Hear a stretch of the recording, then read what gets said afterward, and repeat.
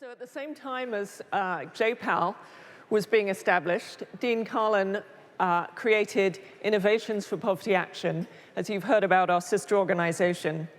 And IPA's work in building high-quality research systems on the ground has been essential to a lot of the work that you've been hearing about today. But IPA is only one of Dean's many accomplishments. He's an innovative and prolific researcher who randomizes everything from his fundraising letters to the candy he hands out at Halloween. He's professor of economics at Yale, a passionate advocate for rigorous evidence, and a good friend. Dean Karlan.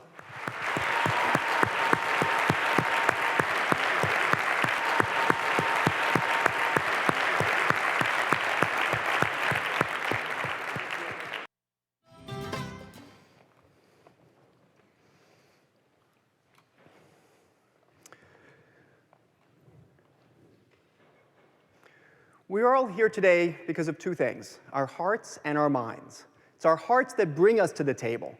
It's our hearts that make us care about global poverty, but it's our minds that have attracted us to this world of evidence-based decision-making, of using and figuring out how to collect evidence and how to analyze that evidence better so that we can help the world's poor for years to come. One of the things that we've seen a lot of work on is how to help people build higher incomes, sustainable incomes, so that they can help themselves. And there's been a lot of work on this, but one of the things that's been very striking is that there's a group of the ultra-poor that are often left behind through a lot of these programs. Things like microcredit, which have the evidence that we have seen on that has not proven to be transformational for people to building massively thriving businesses. But even more importantly, a lot of the microcredit programs and other types of enterprise development programs don't reach the ultra-poor. So what I'm going to tell you about today is a big push approach at a micro scale.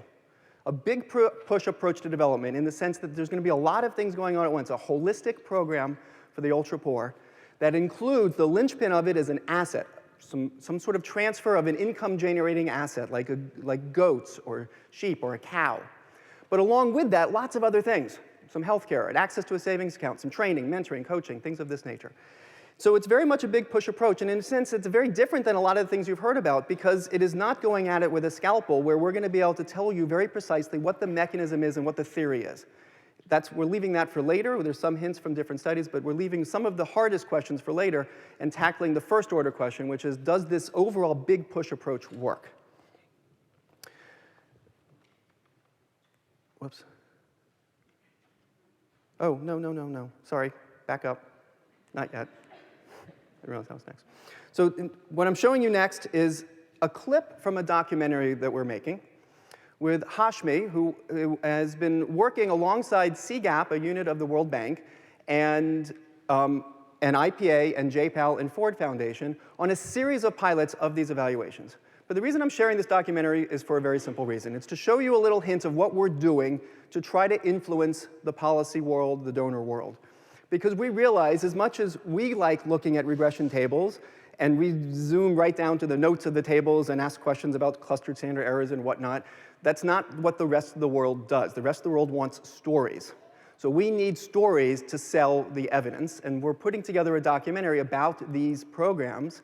And Hashmi here gives a very nice summary of some of the ideas behind this program. And so here we go. Now we can go on, please.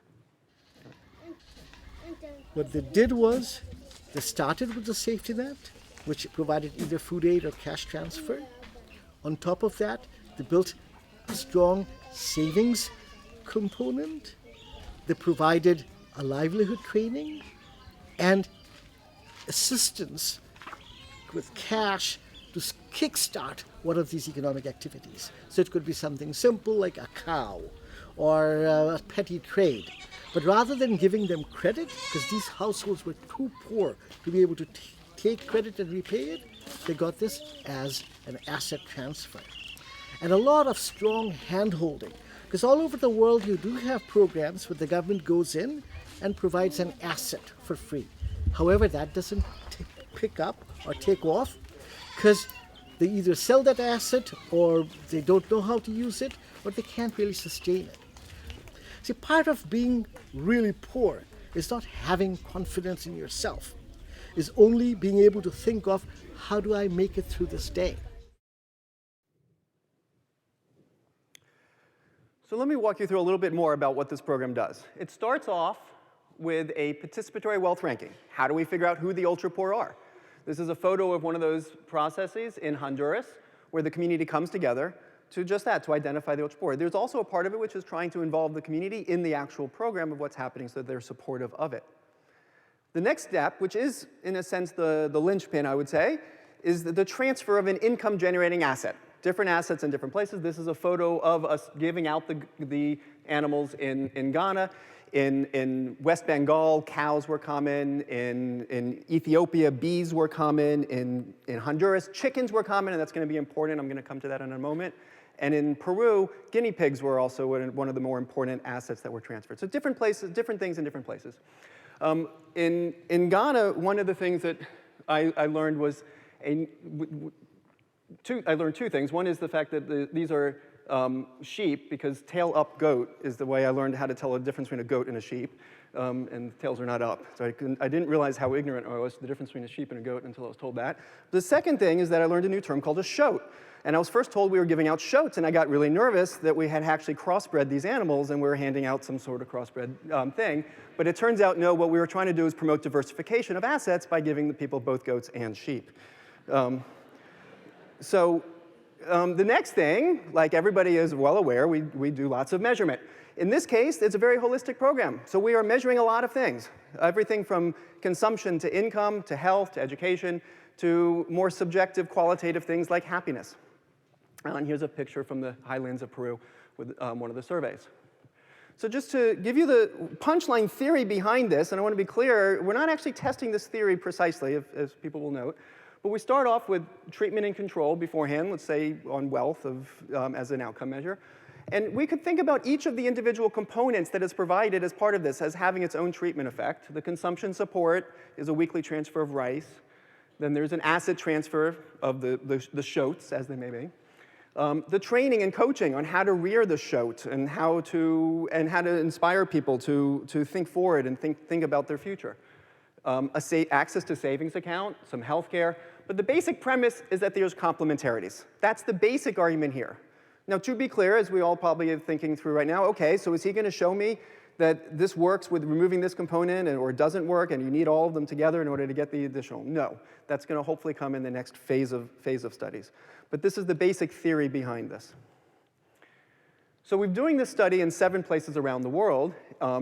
India is with West Bengal, with Mr. Ghosh, who's here with us today, was one of the first of these, is the first of these 7 to get started, and one of the more exciting results. From Bandhan, an organization you've heard about from others. In Pakistan, Yemen is the only one with the government that we have done, which has its own interesting implications in terms of thinking through to the next phase for scale up. Ethiopia, Ghana, Peru, and Honduras. Not all of the results are in, but enough of the results are in that we're pretty excited about them. So here are some results. Household consumption. If you're a humanitarian, you're looking at this and you're thinking, OK, 3 out of 4. Not so bad. We have consumption is up 14% in India, 11% in Pakistan, and 17% in Ethiopia. And these are results well after the program has ended. So this means that it's sustained itself for at least a year. Now, so if you're a humanitarian, you're saying 3 out of 4. If you're an analyst, you're actually thinking 4 out of 4 success stories here. Why would I say Honduras is a success? And I mean this strictly from a testing, kind of a theory perspective. So what did I tell you the theory was? We transfer an income-generating asset. That asset generates income and then leads to other sorts of positive outcomes for the household, including higher household consumption. So it turns out the chickens in Honduras were too expensive. They were a different breed than the people were used to. They cost too much to maintain. They didn't lay that many eggs, so they didn't generate that much income. They got sick and they died. So what we know is transferring a non-income generating asset does not lead to higher consumption. And there's something to be said for that as being completely consistent with the theory that we're testing in all 4. So all 4 sites confirm the theory of change in that sense, or at least fail to reject it. We see similar results when we look at food consumption.